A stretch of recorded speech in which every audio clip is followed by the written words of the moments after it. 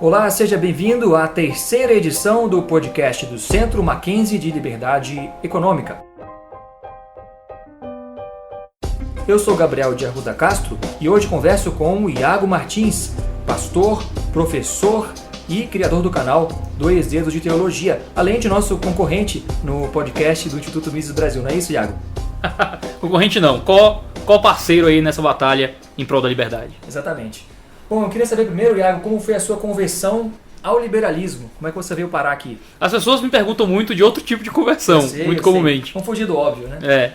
Cara, começou com um seminário, por incrível que pareça. Eu estava no seminário teológico e na disciplina de análise de Romanos, que é a coisa mais fora do normal possível para se estudar a política. Eu me deparei com Romanos capítulo 13 e certas polêmicas acerca do papel do cristão na política e coisas assim. Junto com a confluência de outros relacionamentos, como Norman Braga e André Venâncio, que são comunicadores cristãos muito famosos no Brasil, eles começaram a me incentivar a dar um pouco mais de atenção a essa relação entre política e teologia. Nessa confluência de coisas, alguns amigos me convidando a estudar um pouco mais, e o meu interesse por exegese bíblica no seminário, dentro da carta de Paulo aos Romanos, e Paulo falando sobre política, eu comecei a tentar, então, procurar materiais que falassem acerca disso. Foi quando, nas minhas pesquisas, me deparei com a escolástica tardia da Escola de Salamanca e de Coimbra, não é? Principalmente com pensadores espanhóis como Luís de Molina, Tomás de Mercado, e comecei a conhecer tudo aquilo que é conhecido como os proto-austríacos. Toda aquela ideia de uma comunidade de padres e bispos e monges dentro de universidades produzindo conteúdo na área de relações internacionais a partir de uma ideia profundamente tomista, não é? Mas aplicando isso às áreas sociais à nossa volta, que já prefiguraram ali muito daquilo que a Escola Austríaca de Economia foi montar mais à frente. E mais ou menos 300 anos antes, né? Isso. E o próprio Menger, não é, cita no seu principal livro dois proto-austríacos famosos, dois escolásticos tardios da Escola de Salamanca e de Coimbra. Existem muitos livros que falam sobre eles. Eu comecei a me deparar com o livro do Alejandro Schaffman, né, que vai sair agora pela LVM Editora, como Fé e Liberdade. Me deparei com as obras do próprio Biratan Jorge Iorio, que é um dos nossos catedráticos lá no Instituto Mises Brasil, dos proto-austríacos a Menger. E nisso eu comecei a ter contato com esses caras, comecei a ter um pouco mais de contato com essas ideias, e descobri que essas ideias desaguaram, né, em uma coisa chamada Escola Austríaca de Economia. Foi quando eu comecei a estudar um pouco mais disso, comecei a me interessar pelo assunto, a fuçar tudo no site do MB, participar de eventos liberais. Foi quando eu fiz minha pós em Escola Austríaca de Economia, na primeira turma do Instituto Mises Brasil, com outros ilustres, né, muita gente ilustre que estava lá dando aula e assistindo aula, eu lá pequenininho, né, tentando entender, tentando aprender. Foi um tempo muito, muito enriquecedor. Que ano foi isso, mais ou menos? Isso deve fazer uns 3 anos. Sim. Que eu fiz minha pós. Aliás, então você falou um pouco dos proto-austríacos. Tem uma corrente sociológica que atribui parte do atraso econômico do Brasil e dos países ibéricos e latinos à nossa tradição, digamos, coletivista, um pouco talvez centralizadora, mas pelo menos historicamente é possível buscar lá atrás, muito antes dos austríacos, uma corrente de pensamento dos nossos avós, digamos assim, espanhóis, porque já defendia naquela época um modelo muito parecido com o que viria a ser conhecido como a Escola Austríaca de Economia, né? Ou seja, mesmo no nosso ambiente cultural e histórico, há uma raiz que a gente pode tentar puxar para defender hoje a liberdade econômica, né? Sim, tem até uma polêmica muito famosa entre católicos e protestantes sobre os efeitos de cada uma das religiões em seus países específicos. De que os países protestantes eram mais avançados, porque incentivavam mais o livre mercado e tudo mais. E dentro do catolicismo romano existe uma polêmica muito séria ainda sobre o papel da igreja na economia. Você pensa na DSI, na doutrina social da igreja, você pensa na 40º anos, né? E em tudo aquilo que é produzido acerca da ideia de subsidiariedade, coisas assim, que parece para muitas pessoas menos liberal do que deveria. Mas existe uma grande corrente católica que provém muito da escolástica tardia, que é muito mais liberal do que as pessoas às vezes tendem a assumir, e que faz parte da tradição católica também, e que influenciou também parte do pensamento da doutrina social católica, né? Os movimentos protestantes, por outro lado, também tem uma corrente que nem sempre é tão liberal como é historicamente estabelecido. E muitas vezes as polêmicas acerca de influência da religião na sociedade à parte, o Brasil, sendo um país de origem católica, infelizmente não foi um país que bebeu daquilo de melhor foi produzido dentro da doutrina social católica. Tanto você pega pelo crescimento de partidos de esquerda dentro das comunidades eclesiais de base, Você pensa no grande progresso da teologia da libertação na América Latina de forma geral, e até como isso influenciou os evangélicos de alguma forma, com toda essa influência da teologia da libertação, que criou todo um cenário religioso profundamente de esquerda, que de alguma forma deu força e se retroalimentou dos movimentos protestantes que também eram profundamente amalgamados com a esquerda. A teologia da missão integral, por exemplo, pegou a mesma metodologia da teologia da libertação, da mediação socioanalítica, de acreditar que existe uma mediação hermenêutica, um olhar para as ciências do social que é anterior a um olhar para a escritura. E que a gente precisa então assumir certos pressupostos sociais, e sempre são pressupostos sociais de esquerda, para ler a escritura, ler o texto de fé a partir desses pressupostos. Colocar a religião a serviço da causa, né? Exatamente. Não ao contrário, né? Ler a Bíblia com a lente da luta de classes e coisas assim. Isso foi muito comum na teologia da libertação, que fez muito sucesso no Brasil, e foi muito comum também no movimento dos evangélicos. Foi na última década, talvez para cá, que a gente começou a ver despontar mais perspectivas alternativas. De 20 anos para cá é que as coisas começaram a ter um fomento muito humilde, até uma perspectiva entre religião e política um pouco mais madura e um pouco menos estatizante. Agora, como uma provocação, vou colocar as vestes do cristão, digamos, um pouco mais de esquerda. A Bíblia não nos instrui a cuidar dos pobres, por exemplo, como diz o livro de Tiago, e isso não quer dizer que nós devemos ter uma preocupação maior com o social, em vez de preocuparmos com o mercado? Como é que você responde isso? Eu respondo por duas vias, né? Vou começar pelo final, porque é mais interessante. A gente deveria se preocupar mais com o social do que com o mercado. Mas o que é que melhor será para o social, se não aquilo que provém do mercado, muitas vezes? O que é um empreendedor?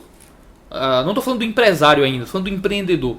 O empreendedor é uma pessoa que vai perceber uma demanda social, uma necessidade que as pessoas ainda não têm supridas, e ele vai tentar achar um jeito de servir a sociedade com essa demanda, ao ponto das pessoas decidirem voluntariamente gastar os seus recursos para ter aquilo. O empresário é alguém que já está estabelecido em um negócio em que ele está ali durando há um tempo fornecendo a mesma coisa para a sociedade, depois que muitas pessoas já sabem que aquilo dá recurso, dá dinheiro, né? Em um mercado livre, você teria um ambiente que as pessoas poderiam adentrar cada vez mais nesse processo de servir a sociedade. Ninguém vai ficar rico vendendo tapa na cara. Ninguém vai ficar rico vendendo um soco na esquina. Imagina um camelô, R$10 um tapa na cara. Ninguém compra isso. Mas se você vende água, você vende picolé, você vende sorvete, você vende casa, se você vende algo que as pessoas queiram, não é? Que elas voluntariamente entrem nesse processo, então você está fornecendo um bem social. Aquilo que é bom para os outros, geralmente é aquilo que dá lucro para alguém. E se alguém está lucrando muito em algo de forma lícita e honesta, em uma economia livre, sem conchavos governamentais, sem apadrinhamentos políticos, então ele tem um contexto onde ele está enriquecendo através de fornecer algo para a sociedade. Então tentar separar o mercado do social é um erro muito grande, né? Sim. Porque o mercado funciona como fruto da sociedade. É isso que eu acho muito legal e uma confluência muito interessante entre Herman Doiver, o famoso filósofo holandês, e Ludwig von Mises. Quando ambos percebem que as esferas sociais são fruto de um esforço interior do coração do ser humano. Na ação humana, né, onde há esse conceito que o Mises estabelece, o Ludwig von Mises, de que o homem está sempre nessa busca, né, de mais satisfação dentro da esfera social, fazendo escolhas que vão dar mais satisfação o tempo inteiro, o que faz com que o mercado não seja simplesmente algo externo aos indivíduos, mas o resultado das buscas dos indivíduos por mais satisfação. Daí a gente pode até remontar a Agostinho com a Cidade de Deus e a Cidade dos Homens, e como a cidade se organiza em torno dos interesses do coração, mas já é outro assunto. Não existe mercado sem sociedade. E, exceto quando o Estado obriga alguém a comprar algo ou a vender algo, que às vezes acontece, sim, as pessoas só fazem negócio quando tem a perspectiva de ter alguma vantagem disso. Exatamente. Então o Doiver vai também colocar essa ideia desse interesse do coração que vai gerar, né, ação na realidade. De toda forma, o mercado não é uma coisa externa ao indivíduo. Nós somos o mercado. Nós somos o capitalismo. Nós somos a economia. Ela não existe fora dos esforços, dos interesses, dos valores humanos. Então, respondendo essa segunda parte da pergunta, é impossível separar social de mercado. Um mercado livre, aquecido, funcional, é o mercado que vai servir a sociedade melhor que qualquer outra coisa. Sim. Agora, quando Jesus fala acerca de cuidar dos pobres, quando Tiago fala acerca de se preocupar com os mais necessitados, os movimentos liberais nunca se opuseram à caridade privada, a você gerenciar os seus próprios recursos para servir alguém em necessidade e em carência. Agora, o que não se acredita, pelo menos num viés cristão um pouco mais maduro na leitura da Escritura, é que isso implica necessariamente em um esforço de coordenação público, de retirar o recurso de alguém para fornecer esse recurso para os outros. É terceirizar o esforço da coordenação de caridade. Em que ao invés de eu simplesmente, usando minha própria mente, meu próprio coração, me engajar na realidade à minha volta, perceber as necessidades e eu gerenciar os meus recursos para que eu faça distribuição de renda, para que eu pegue meu dinheiro e doe para as causas que eu acredito, eu vou ter um burocrata em Brasília que vai tirar meu dinheiro sem o meu consentimento, que ele vai escolher para onde esse dinheiro vai ser gerido e ele vai ficar com parte desse dinheiro para a própria manutenção e fora aquilo que escoa em todo esse processo, né? Então, o cristianismo, você pode ler de Gênesis a Apocalipse e você não vai ter uma estrutura governamental, normativa, como fruto da verdadeira caridade. Eu preciso que o Estado coordene isso. Você pega Atos 2, você pega tudo aquilo que você lê no livro de Atos, a estrutura da igreja era uma estrutura muito privada. As pessoas escolhiam voluntariamente vender suas propriedades, elas escolhiam voluntariamente doar isso para a igreja voluntariamente cuidava dos seus pobres, e havia um esforço humano e moral. Esse processo de terceirização da caridade é um processo de despessoalização da moral. Eu não sou mais responsável por analisar a sociedade, entender o que está acontecendo, conhecer os pobres, me engajar nas dificuldades e fornecer dinheiro. Agora eu simplesmente tenho o Estado como responsável por isso. Eu já pago os meus impostos, então os pobres, então o governo que resolva, que cuide, que salve, né? Isso nos desmoraliza porque nos tira a obrigação moral de estar engajado na sociedade. E talvez crie de um lado essa desobrigação de ajudar os pobres, porque eu já pago meus impostos, Sim. O governo é que tem essa função, e talvez por outro lado crie nos mais necessitados a sensação de que o Estado tem o dever de ajudá-los, eles têm o direito, por exemplo, a uma renda fixa mensal e portanto eles não têm o dever, que é inclusive moral, de trabalhar, de produzir, se assim tiverem condições, né? Se não houver nenhuma doença, nada que os impeça, é natural que o ser humano trabalhe e produza para o seu próprio sustento. Talvez a caridade estatal também tenha esse outro efeito colateral, que é de tirar um pouco desse sentimento de dever, de obrigação por parte daqueles que, por alguma ocasião, dependam do Estado, né? É como se a sociedade nos devesse alguma coisa. Sim. Você já nasce em dívida, né? Esses direitos mais positivados, direito à educação, direito à saúde, direito à segurança, ao invés dos direitos mais negativos, né? A ideia de direito à vida, propriedade e liberdade, coisas que não podem tirar de você porque é seu direito. Eu tenho vida, ninguém pode tirar minha vida, eu tenho propriedade, ninguém pode tirar minha propriedade. Eu tenho liberdade, ninguém pode tirar minha liberdade. Quando eu falo que eu tenho direito à saúde, alguém então tem a obrigação de me dar saúde. E não é o governo como uma máquina impessoal, é algum indivíduo que vai ter que trabalhar para isso. E o governo vai ter que pagar esse indivíduo. Universal, gratuito e de qualidade. Né? Que nunca é, certo? Nunca é. Gratuito é impossível. Se é público, não pode ser gratuito. Não é? Se está disponível para toda a sociedade e ninguém está pagando por aquilo, alguém está pagando por aquilo. Tudo bem, eu posso pagar por aquilo. Você pega um médico de uma igreja que faz um trabalho social e vai servir os pobres em algum lugar. Na minha comunidade tem dentistas que gastam tempo em cidades mais interioranas para ajudar imigrantes que lá estão precisando de tratamento médico e vão pagando do próprio bolso esse processo. Sim. Algum benfeitor, algum mantenedor pode financiar esse processo. O problema é quando quem vai pagar aquilo somos nós, de forma forçada, através de um processo que não se baseia em lucro, prejuízo ou engajamento pessoal em administração daquilo, que faz com que a qualidade daquilo não seja tão boa, porque você não tem como ler dados de mercado de lucro e prejuízo, então não tem eficiência, se tiver eficácia, né? Então você tem, sem ser gratuito, porque alguém está pagando forçadamente por aquilo, não é de qualidade, geralmente não é universal. Nem todo mundo tem acesso àquilo. Quantas pessoas não estão morrendo em macas de hospital? Sim. Não é? Quantas crianças não estão aí sem acesso à educação de qualidade, vão para a escola e não tem aula, e vão só para comer e não tem um crescimento? Quantas universidades públicas muitas vezes não tem professores há 20 anos de licença, não tem aulas que faltam, alunos de greve? Muitas vezes não tem. Não tem. Eu conversava outro dia com um professor de uma universidade federal sobre esse contingenciamento de gastos feito pelo governo federal. Sim. Ele dizia que não é preciso escolher entre o ensino básico e o ensino superior, porque é preciso investir muito em tudo. Mas, evidentemente, a lei da escassez não permite que isso aconteça, né? Nada é infinito. Mas é bonito você falar, e soa bem você falar que o Estado tem que investir muito mais em educação, mais em saúde, mais em segurança, para que todos os cidadãos tenham acesso a isso. Agora, na prática, não é tão fácil, né? Você acha que os liberais e conservadores, por muito tempo, perderam essa batalha de comunicação porque não expressavam claramente que eles também se preocupam com os mais pobres? Eu não sei dizer por que é que esse discurso demorou tanto para pegar, né? Uhum.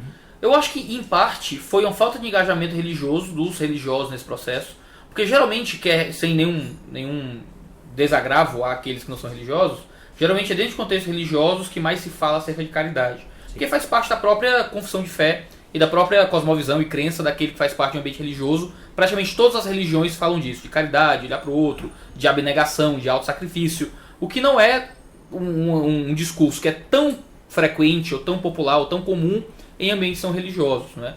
Praticamente todo culto religioso alguém está falando sobre caridade, sobre doação, sobre cuidar dos pobres, né? Então, a falta de engajamento da igreja nesse aspecto, a falta de ocupação de espaços, fez com que esse tipo de questão não fosse pautada. A falta da comunhão e da presença de pessoas de origens religiosas mais, como eu diria, mais avivadas no seu próprio coração e tentando fornecer uma resposta à sociedade a partir do seu aspecto de fé, fez com que o discurso fosse profundamente secularizado. E o discurso sendo secularizado ficou com uma deficiência. Deficiência que está sendo suprida agora quando as pessoas que não são religiosas começaram a entender que elas estão comunicando também para religiosos, que é a maior parte da população brasileira, e que os religiosos também têm um papel de comunicação. Quando você esquece a pauta moral e fica numa pauta apenas economicista, né, você perde um contato social um pouco maior. Você pega isso pelo governo Bolsonaro. O governo Bolsonaro não foi eleito pela pauta econômica. Sim. Em parte, claro, muitos votos foram por causa disso. Eu votei no Paulo Guedes, eu votei no Bolsonaro, entendeu? Torcendo para que esse divórcio não acontecesse. Sim. E torcendo que fique com muitas polêmicas com outros ministros lá mais morais para que o Paulo Guedes trabalhe em paz, né? O Santo Guedes trabalha ali nos bastidores. Mas o Bolsonaro foi eleito pela pauta social, pela pauta cultural, né? As próprias esquerdas hoje deixaram de ser profundamente economicistas. Quando você pensa em Marx, quando você pensa nos grandes clássicos do pensamento da esquerda, do pensamento comunista, você tem uma pauta profundamente econômica, mas muito mais do que moral. As novas esquerdas, por outro lado, apresentam uma pauta que é antes moral do que econômica. Sim. Tem que ser uma pauta econômica, mas eles estão discutindo outras questões muito mais antropológicas, ideologia de gênero, perspectivas de gênero, que a gente chama de ideologia de gênero, a gente se opõe, chama de ideologia de gênero. Quem é a favor fala de perspectivas de gênero, né, questões de casamento igualitário, de casamento homossexual, questões de liberação do aborto, de emancipação humana, de liberação da mulher, de opressão, de acessibilidade, de inclusividade. Então tudo isso são questões que não são economicistas, mas que são pautas que vêm a reboque de toda essa discussão de esquerda e que traz junto sim a pauta econômica. Mas a pauta econômica da esquerda é uma das pautas, não é todas as pautas. Quando os liberais focam numa pauta só, ele consegue acesso aos públicos que estão interessados na pauta economicista, que é uma minoria. Sim. A grande questão é muito mais moral e social. Então por isso a gente acaba ficando um pouco relegado, porque as esquerdas encontram um espaço que, quando eles começam com pautas sociais e passa das pautas sociais para as pautas econômicas. A gente já começa com as pautas econômicas porque a gente não concorda com as pautas sociais. Sim. Então você junta 10 liberais numa sala e vai ser uma loucura. Vai ter gente contra aborto, a favor do aborto. Vai ter gente a favor do casamento gay, contra o casamento gay. Vai ter gente a favor de liberar todas as drogas, gente que quer liberar só algumas. E não tem lá o chamado centralismo democrático que o PT usava, por exemplo, e usa, sim, né? Quer dizer, pode ter divergência, mas assim que o partido decidir, todo mundo vai na mesma direção, né? É muito difícil. O governo Bolsonaro está aí e os liberais estão em polvorosa. Sim. Não é? Eu votei no Bolsonaro muito consciente de algumas coisas que não me agradavam, né? Sim. Por isso eu não estou em polvorosa. Mas algumas coisas me desagradam, mas torço para que as coisas funcionem naquilo que eu quero que funcione. Eu queria que funcionasse tudo, mas naquilo que eu esperava que ele fizesse, que é muito da pauta econômica. Sim. É importante que a gente possa celebrar e tentar dar apoio no que for possível nessas questões, não é, que são do nosso interesse mais economicista também. Nos Estados Unidos houve, talvez nos anos 60 e 70, uma espécie de fusão ou de junção dos liberais econômicos com os conservadores. Então hoje, quando você fala conservador no contexto americano, lá, o conservative deles, eles pressupõem que você é alguém que defende os valores morais de forma mais tradicional, se opõe ao aborto, por exemplo, e na economia defende uma economia bem mais livre. Essa ou costumava ser a espinha dorsal do Partido Republicano. Você acha que no Brasil a gente já deu algum passo nesse sentido ou está muito longe de chegar mais ou menos a ter um grupo mais ou menos ali agindo de forma unificada nesse aspecto? Hoje no Brasil, as direitas ainda são muito unidas em muita coisa, principalmente em termos de voto. Você pega pelo Bolsonaro, pega pelos votos do Amoedo e os votos do Bolsonaro, se você comparar, né, é absurda a diferença. Existe sim uma unidade muito grande ainda dentro das direitas. Até pessoas que não entendem nada de política. Todo mundo cansou todos esses anos de governos do Partido dos Trabalhadores e isso virou, dentro da esfera social brasileira, todo um anti-esquerdismo. Assim. Ser de esquerda virou palavrão dentro do cenário comum. Tem suas desvantagens, eu acho, porque isso a gente acaba perdendo muito do debate que poderia existir dentro da troca de ideias, mas sim, eu não lamento muito não, sabe? Não sente saudade dele. Não sinto saudade não. Eu acho que a gente deveria ter mais espaço de respeito, de troca de informações, mas se eles são relegados, antes eles do que eu. Acho que eles estão errados, eu estou certo, então tudo bem. Eles podem ficar relegados. Sim. E isso acabou gerando um senso de unidade na direita de alguma forma. Mas existe muita briga dentro da direita, obviamente, e eu acho que a gente tem que brigar mais. Eu acho que as direitas precisam se dividir mesmo, dentro de um aspecto mais filosófico, mais moral, mais de autocompreensão. Você pensa na briga entre os olavismos e outras perspectivas, né, da direita. Pra mim isso tudo é muito saudável, na verdade. O mundo não é preto e branco, o mundo tem tons de cinza e eu tenho o meu tom de cinza que é diferente do seu. Sim. A questão é que na hora do vamos ver, né, em quem a gente vai votar, quais são os políticos que estão lá, quais são as políticas públicas que a gente vai lutar para que se manifestem, às vezes as opções são muito poucas. Então todo aquele ciclo que orbita, né, num ponto ali vai ter que migrar para aquela força centralizadora de uma política pública específica. Então eu acho que as coisas estão caminhando no rumo que me agrada. De muita briga interna, tem que ter, mas na hora da escolha da política pública, na hora da ação governamental, tá todo mundo junto em direção à mesma coisa. Sim. Então pra mim tá ótimo nesse sentido.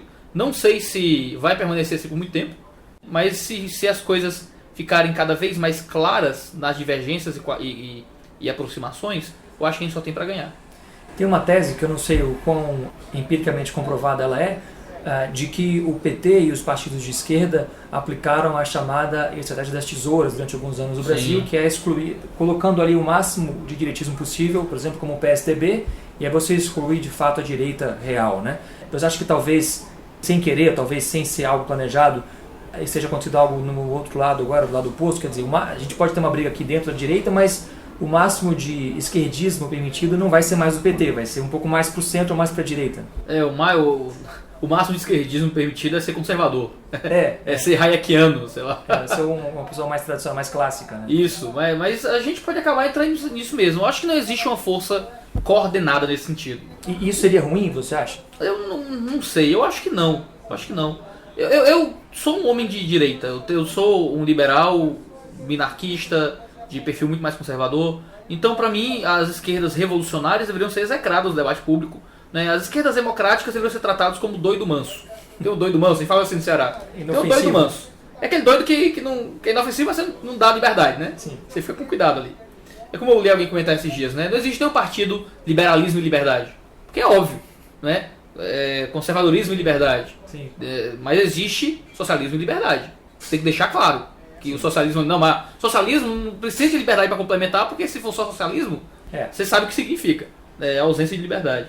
Então eu sou muito reticente com esses discursos revolucionários e até as esquerdas democráticas que de alguma forma prestam continência a discursos revolucionários de alguma forma, né?